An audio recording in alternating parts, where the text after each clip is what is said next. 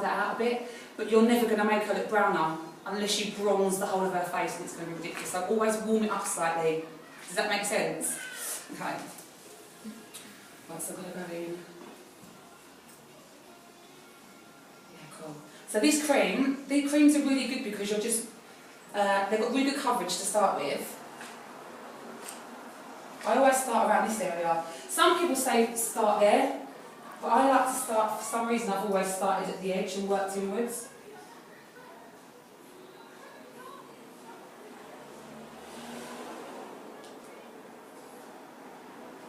And what I like about this brush with these creams is, see how you can really work it into the skin, you can really get it how you want it, like really, so I'm really going to get into her nose there. Because you don't always use primers, do you, Claire? No, I don't actually, as you can tell, I don't use. Primers are good, it is again personal choice. Obviously always use a moisturiser, that goes without saying. Primers are really good for, I think weddings really are more for long-term, like 8-hour makeup.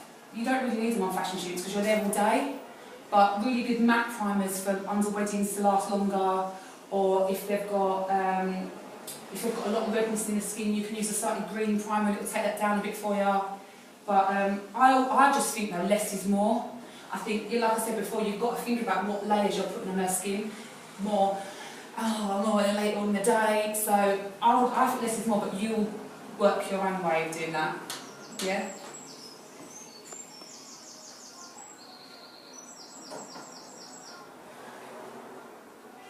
I've got some colour corrective bits on that table as well. Yeah, cool.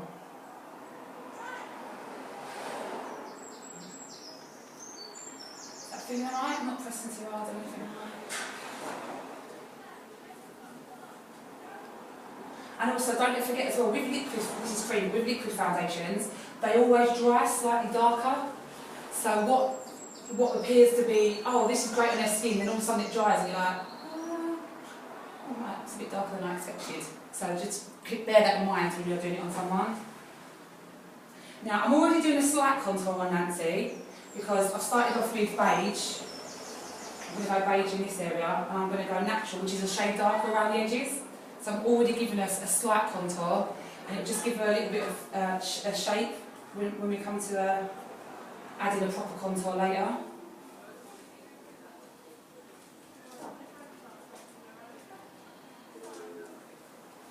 Any questions? I feel like I'm not that good. Creepy. So what have you done? Have you done makeup yet, and anyone else? You've done it. No. Who's done a course already? You've done it. Yeah, I've done a course, not makeup. Lauren's doing her level 2. Oh, beauty. Okay. Yeah, and Robin's doing a few different courses. Okay. So have you done it on other people yet? No. Okay. No. You like that? But the best advice I can give you really is just practice. Just go and just sit anyone down and do anything on them. Because the way to get better at anything, obviously, is practice.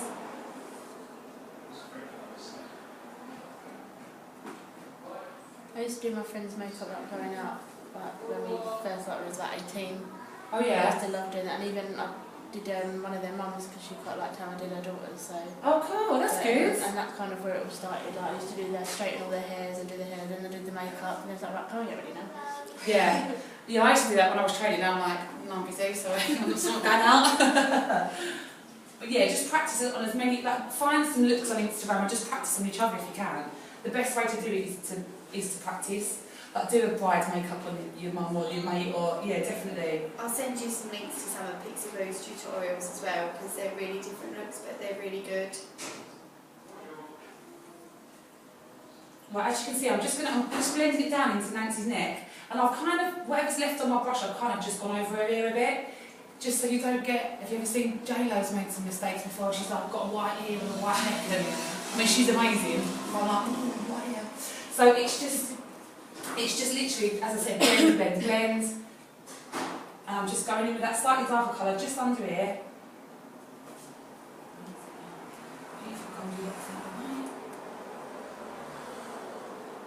Now, obviously working on fashion shoots, if you're shooting Burberry, you don't want to be going too near the clothes. That 12 grand Mac that you just got makeup on. Do you know what I mean? So just be careful. You don't really need to go. You can. Like, if she was really dark here, a lot of people have this as well. So they're dark on their neck there, and they've got a brown face. This bit's always white. Do you know when you tan? So definitely cover this, but don't pile loads on because you sweat there as well. So that's all going to run somewhere at some point if she's out in sort of a wedding. So yeah, just covering to make sure this looks alright.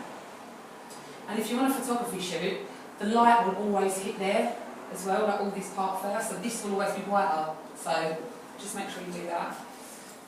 How's that feeling, madam? No. Good, okay. Right, I've nearly finished her foundation.